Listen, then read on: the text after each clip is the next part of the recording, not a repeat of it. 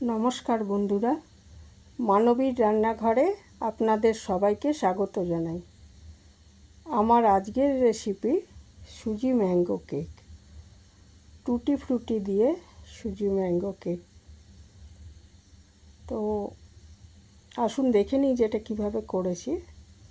এর জন্য আমি একটা বড় পাকা আম নিয়েছি আর 1.5 কাপ মতো সুজি নিয়েছি। এই দুটো হচ্ছে আমার মূল জিনিস। আর 2 চামচের একটু বেশি নিয়েছি টুটি ফ্রুটি, সেটা পরে বলছি। তো প্রথমে আমি একটা গ্রাইন্ডারে 1.5 কাপ সুজি নিয়েছি। নিয়ে এটা একটু পেশাই করে নিচ্ছি, গুঁড়ো করে নিচ্ছি। এটা 1.5 কাপ সুজি নিয়েছি, এটা গুঁড়ো করে নিলাম। নিয়ে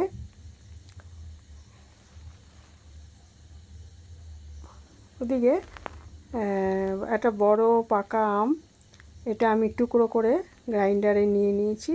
আর 1/2 কাপ মতো চিনি নিয়েছি, 1/2 কাপ বা তার সামান্য বেশি চিনি দিতে হবে। আমটা খুব মিষ্টি ছিল, ওই জন্য আমি চিনিটা সামান্য কমই দিয়েছি, ইচ্ছে করলে আরেকটু দিতে পারেন। আর 1/2 কাপ মতো দুধ দিয়ে এটাকে একটা পেস্ট বানিয়ে নিলাম। নিয়ে ওই যে সুজির গুঁড়োটা রেখেছিলাম একটা পাত্রে, তার মধ্যে এই মিশ্রণটা ঢেলে দিলাম। আর এর মধ্যে আমি ওই যে কাপটা মেপে আর কি নিচ্ছি, তার 1/3 ভাগ আমি অলিভ অয়েল নিয়েছি। অলিভ অয়েল বদলে অন্য সাদা তেলও নিতে পারেন। নিয়ে এটা আমি ভালো মতো মিশিয়ে দিচ্ছি।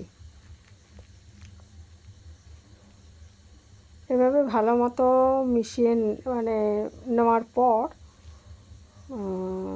যেভাবে ফেটায় আর কি ডিম বাইয়ে, সেইভাবেই আমি ওটা একটু ফেটিয়ে নিয়েছি। নিয়ে এটাকে ঢেকে 20-25 মিনিট রেখে দেবো আগে।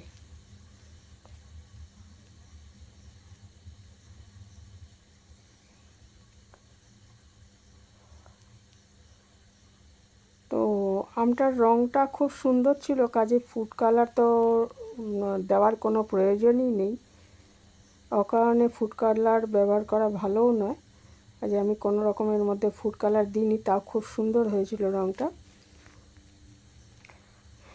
দিয়ে এটাকে আমি প্রায় 20-25 মিনিট ঢাকা দিয়ে রেখে দেবো আগে।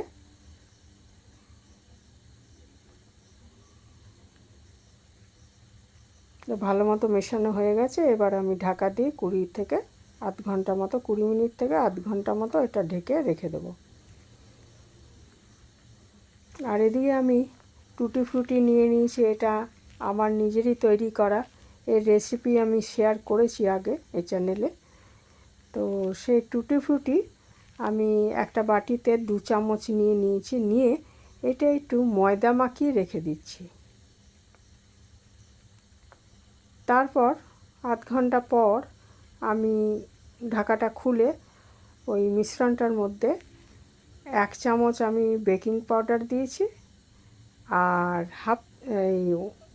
1/4 চামচ দিয়েছি বেকিং সোডা, যেটা আর কি। তো বেকিং সোডাটা খুব কম দিয়েছি, 1/4 চামচ। আর 1 চামচ দিয়েছি বেকিং পাউডারটা। দিয়ে এটা আবার খুব ভালো মতো মিশিয়ে দিচ্ছি। আর আমি 1/2 কাপ দুধও আবার এর মধ্যে দিয়ে দিয়েছি, কারণ ওই সুজিটা তো ফুলে হয়ে গেছে, ওই জন্য আরও একটু দুধ আমার দিতে হয়েছে, 1/2 কাপ মতো দুধ আবার আমি এর মধ্যে দিয়ে মিশ্রণটা ভালো মতো সব মিশিয়ে এরপরে আমি টুটি ফ্রুটিগুলো দিয়ে দিলাম। 2 চামচ টুটি ফ্রুটি দিয়েছি, দিয়ে এটা মিশিয়ে নিচ্ছি, হালকা হাতে মিশিয়ে নিচ্ছি আর কি। দিয়ে তারপর একটা যে পাত্রটায় আমি কেকটা আর কি তৈরি করব, সেই পাত্রটার মধ্যে একটা কাগজ একটু তেল মাখিয়ে দিয়ে দিয়েছি। কেক তৈরির কাগজ পাওয়া যায়, তো সেই কাগজটা আমার কাছে ছিল না, আমি এমনি কাগজই একটু তেল মাখিয়ে, সাদা তেল মাখিয়ে দিয়ে তারপরে ওই বাটির মধ্যে আমি মিশ্রণটা ঢেলে একটু ঝাঁকিয়ে নিলাম যে ভেতরে বাবল না থাকে সেই জন্য, আর ভালো মতো যাতে সেট হয়ে যায় সেভাবে একটু ঝাঁকিয়ে নিচ্ছি, সেট করে নিচ্ছি।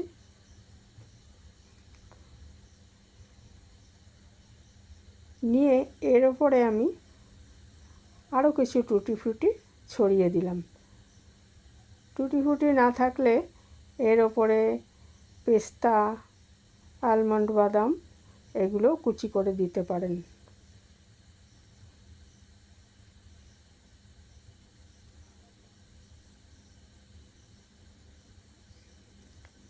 তারপর ওভেনে একটা ননস্টিক কড়াই বসিয়ে তার উপরে একটা যে খাবার রাখার যে স্ট্যান্ডগুলো হয় সেটা দিয়ে এটা ঢাকা দিয়ে 5 মিনিট মতো প্রিহিট করে নেব, গরম করে নেব আর কি।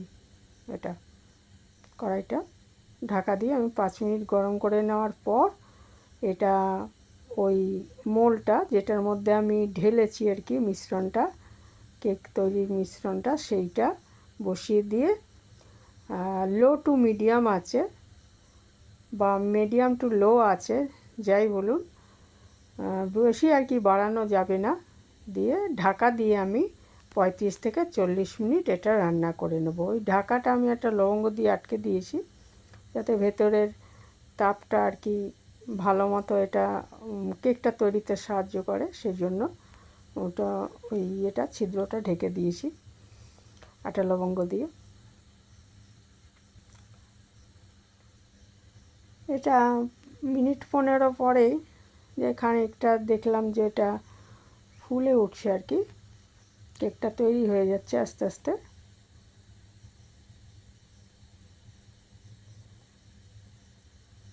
তারপর 35 মিনিট পরে আমি ঢাকাটা খুলে দেখে নিচ্ছি।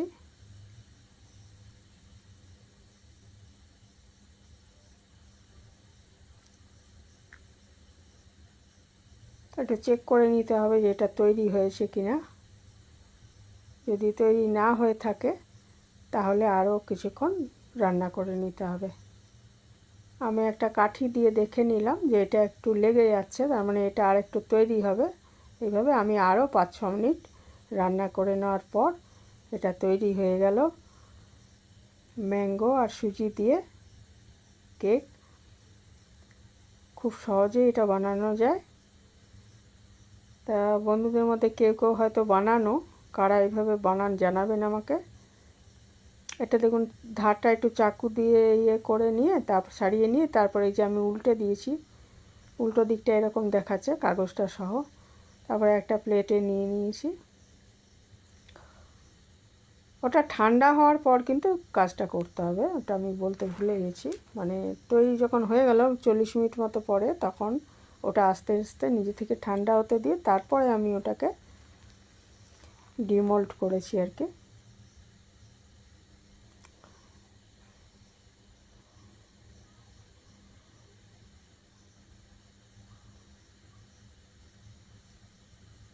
তা মিষ্টিটা নিজেদের পছন্দ মতো দেবেন। অনেকে একটু বেশি মিষ্টি পছন্দ করেন, তারা কিন্তু চিনিটা আর একটু বেশি দেবেন। তো এই ছিল আমার আজকের সিম্পল রেসিপি। ভালো থাকবেন সবাই।